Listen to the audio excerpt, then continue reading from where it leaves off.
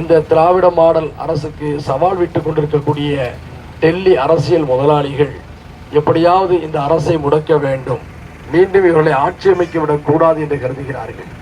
அருமைக்குரிய மீனவ சொந்தங்களே, உங்களுக்கெல்லாம் உடனே நினைவூட்டுகிறேன்.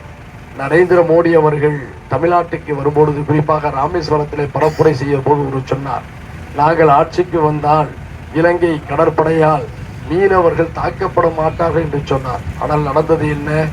முன்பை விட அதிகமாக நம்முடைய மீனவர்கள் தாக்கப்பட்டிருக்கிறார்கள் என்பதை நான் சொல்லவில்லை, அரசாங்கத்துடைய பதிவு சொல்கிறது.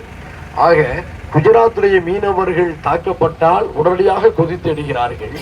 மேற்கு வங்கம் அல்லது ஒரிசாவுடைய மீனவர்கள் தாக்கப்பட்டால் கொதித்து அடிக்கிறார்கள். ஆனால் நம்முடைய தமிழ்நாட்டு மீனவர்கள் இலங்கை கடற்படையால் தாக்கப்படும் போதெல்லாம் மௌனத்தை கடைபிடிக்கிறார்கள் என்று சொன்னால், தமிழ்நாட்டு மீனவர்கள் இந்தியர்கள் இல்லையா? தமிழ்நாட்டு மீனவர்களுடைய ரத்தம் அவர்களுக்கு அதிர்ச்சியை ஏற்படுத்தவில்லையா? இதுதான் நாம் கேட்க வேண்டிய கேள்வி. இந்த கேள்வியை தான் அழுத்தமாக கேட்கிறோம். ஒவ்வொரு நாட்டிலும் மீனவர்கள் இடம் மாறுவது என்பது காற்றுடைய சுழற்சியின் காரணமாக இயல்பாக நடக்கக்கூடியது. ஆனால் எந்த நாட்டு அரசும் பக்கத்து நாட்டு மீனவர்களை சுட்டுக் கொள்வதில்லை.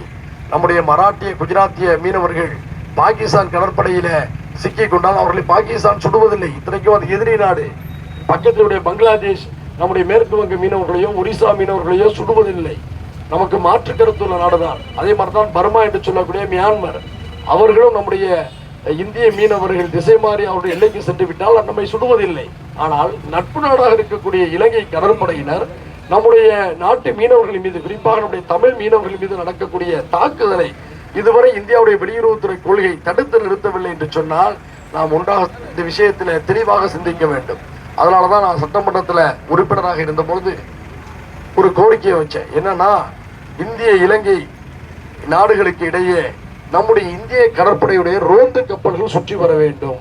ஒருவேளை அங்கே அத்துமீறி இலங்கை கடற்படையினர் நம்முடைய மீனவர்களை சுட்டால் நம்ம இந்தியாவுடைய கடற்படை காவல் படைகள் உரிய நடவடிக்கை எடுக்க வேண்டும் என்று சொன்னேன். சட்டமன்றத்தில் 2 முறை பேசினேன், அவர் கேட்கவில்லை. நம்முடைய மீனவர்கள் ரத்தம் சிந்தும் போதெல்லாம் வங்கக்கடல் சிவக்கிறது. எத்தனையோ போராட்டங்களை நடத்தி இருக்கின்றோம்.